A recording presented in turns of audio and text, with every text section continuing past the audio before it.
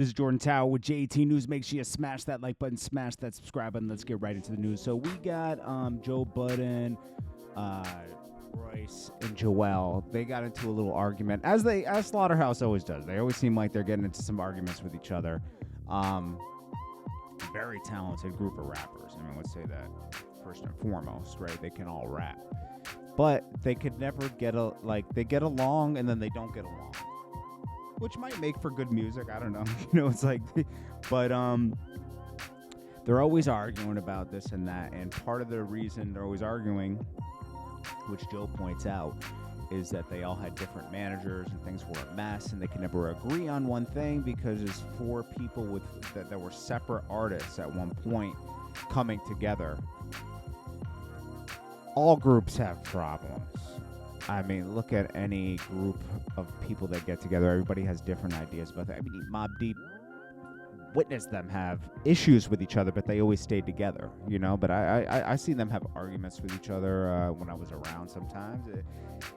It's two people that have different opinions, And, Prodigy was also a solo artist after a while with the group, Like, that's just one example. I mean, look, Rockefeller broke up. People go different ways, It's okay. It's okay. There's a lot of different groups. I'm just naming a few off the top of my head. So this was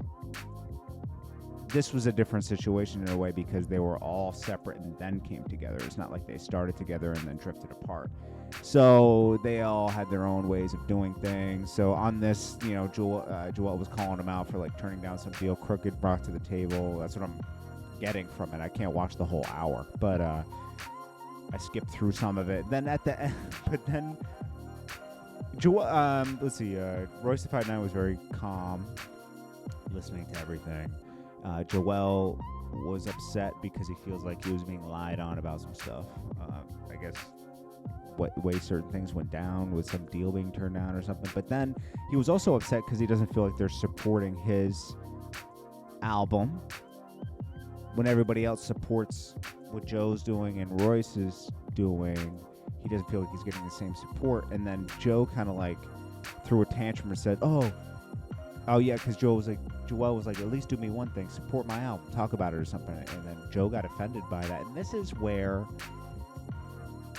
I like Joe's podcast. I agree with his opinion on certain things, but this is what happened with the Rory and Mal situation.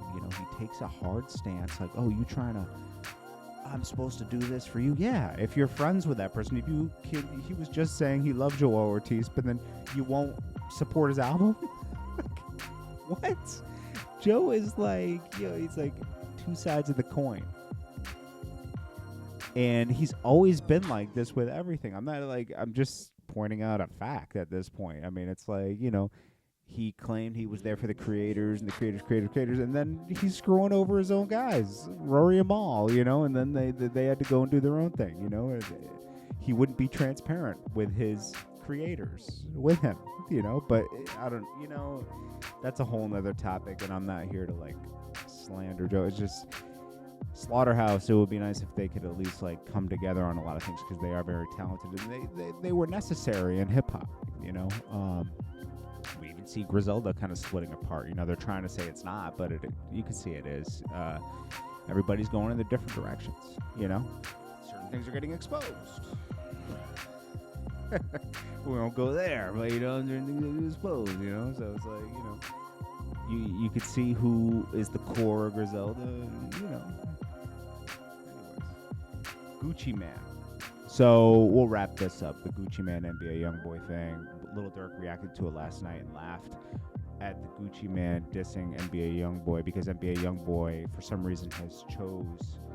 And don't get me wrong, he has a great fan base and everything. I don't know why he's going this route because he doesn't need to, right? Because he's really taking a hard stance on someone that passed away, King Von, and he's taking a hard stance against, like, he wants there to be this issue, When the whole, let's be honest, the whole issue kind of stemmed from Asian Doll being at NBA Youngboy's house and a snippet being released, and it spun into something else. So this is light work for Gucci Mane, just His name was mentioned on an NBA Youngboy disc, so he just came back with his own lyrics saying, "Oh, I thought, I thought you felt like Gucci Man in 2006."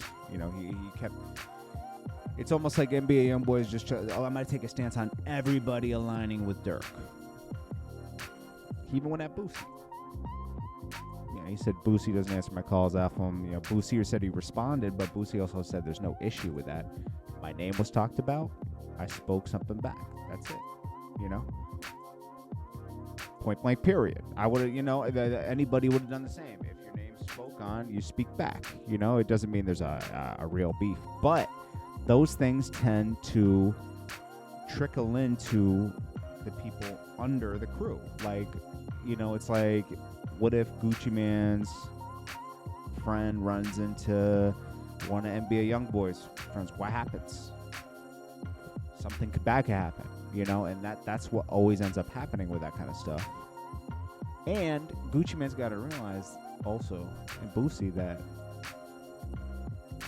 even though back in like 2006, 2010, things were still like, tense and things would happen, it's totally different now.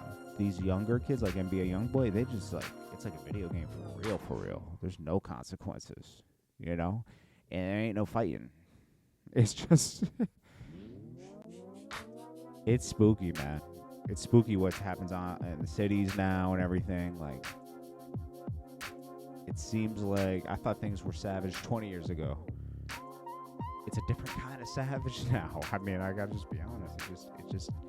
It just feels like there's like, it could be someone taking, I don't know, talking bad about you. I mean, it could be something super simple. Like, it doesn't have something real concrete attached to it. It's like, it could be the simplest thing where someone dies behind.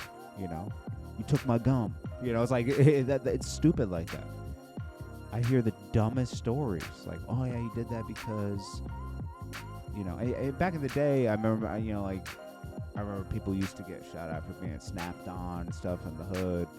I seen that. I seen someone getting snapped on, and then they couldn't take it. They say when someone says they'll be right back and they walk away, you should leave. All right? Because they're coming back with something. And I've seen that a couple times. I even saw that. I probably shouldn't talk about that, but I saw that with a certain rapper. He got into a tussle with somebody.